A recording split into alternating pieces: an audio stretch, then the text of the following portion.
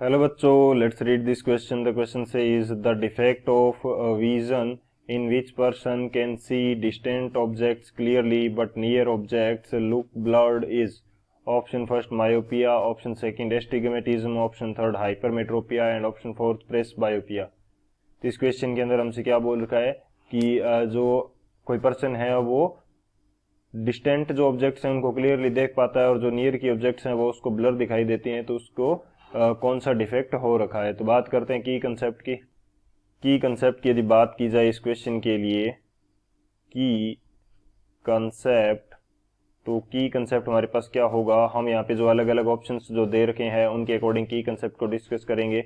सबसे पहले मैं यहाँ पे बात करता हूँ मायोपिया की। यदि मायोपिया के बारे में बात की जाए तो मायोपिया हमारे पास क्या होता है, इसको हम नियर साइटेडनेस भी बोलते हैं। नियर साइटेडनेस, नियर साइटेडनेस भी हम इसको बोलते हैं। इसके अंदर क्या होता है कि नियर का जो विजन है वो क्लियर होता है और फार जो ऑब्जेक्ट्स होती हैं वो ब्लर दिखाई देती हैं। कह सकते हैं कि नियर विजन हमारे पास कैसा है, नियर विजन हमारे पास है क्लियर, बट फार विजन हमारा कैसा है, ब्लर है। फार विजन हमारे पास कैसा है, ब्लर है। तो ये हमारे पास हो जाएगी मायोपिया की कंडीशन। सेकंड में बात करता हूं हाइपरमेट्रोपिया की। हाइपरमेट्रोपिया, हाइपरमेट्रोपिया की कंडीशन को हम क्या बोलते हैं, हम इसको फार साइटेडनेस भी बोलते हैं। क्या बोलते हैं, फार साइटेडनेस।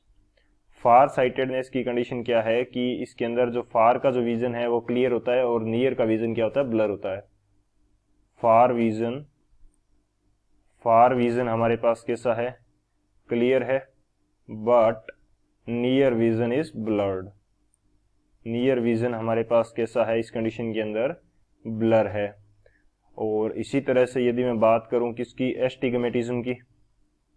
एस्टिग्मेटिज्म, एस्टिग्मेटिज्म की यदि बात की जाए तो एस्टिग्मेटिज्म की कंडीशन वो कंडीशन होती है जिसके अंदर हमें हॉरिजॉन्टल एंड वर्टिकल जो लाइंस होती हैं उनका क्लियर विजन नहीं मिल पाता।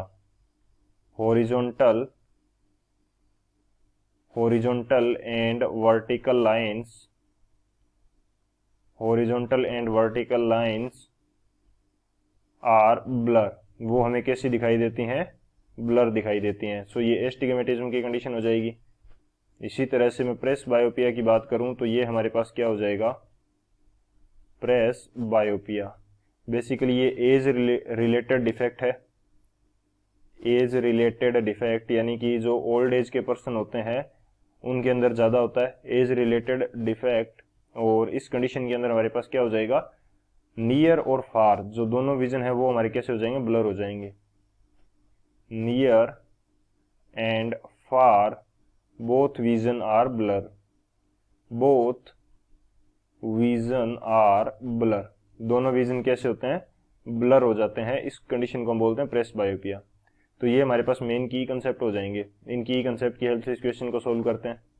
बात करें यदि सॉल्यूशन की, तो सॉल्यूशन पार्ट के अंदर हम क्या देखते हैं, यहाँ पे हम देख लेते हैं कि ये जो डिफेक्ट्स हैं इनको करेक्ट किस प्रकार से करेंगे। सो बात करते हैं करेक्शन की। तो मायोपिया की जो कंडीशन होती है, मायोपिया, इस कंडीशन को हम करेक्ट करते हैं कनकेव लेंस के यूज से।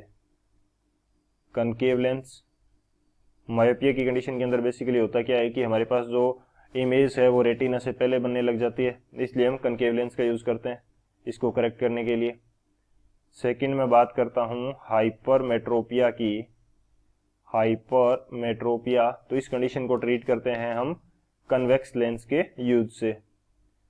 क्यों, क्योंकि इसके अंदर जो इमेज होती है वो अवे फ्रॉम रेटिना बनती है, यानी कि रेटिना से दूर बनती है। थर्ड में बात करता हूं एस्टिग्मेटिज्म की। एस्टिग्मेटिज्म, तो इसके अंदर हम कौन सा लेंस यूज करते हैं, इसके अंदर हम लेंस यूज करते हैं सिलेंड्रिकल लेंस।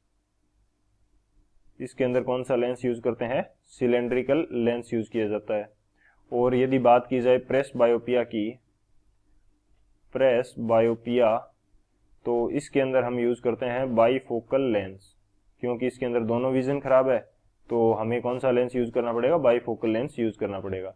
तो यहाँ पे क्वेश्चन के अकॉर्डिंग देखा जाए तो इसने क्या पूछ रखा था कि डिस्टेंट जो विजन है वो इसका क्लियर है और नियर विजन क्या है, ब्लर है। डिस्टेंट विजन क्लियर है, फार विजन क्लियर है और नियर विजन क्या है, ब्लर है। तो इसको कौन सी कंडीशन है, हाइपरमेट्रोपिया की कंडीशन से डिफेक्ट है आई इसकी। सो कौन सा ऑप्शन करेक्ट हो जाएगा, जो ऑप्शन सी है हाइपरमेट्रोपिया, ये हमारा करेक्ट हो जाएगा। So option C is the final answer. I hope you understood it well. Best of luck. Thank you.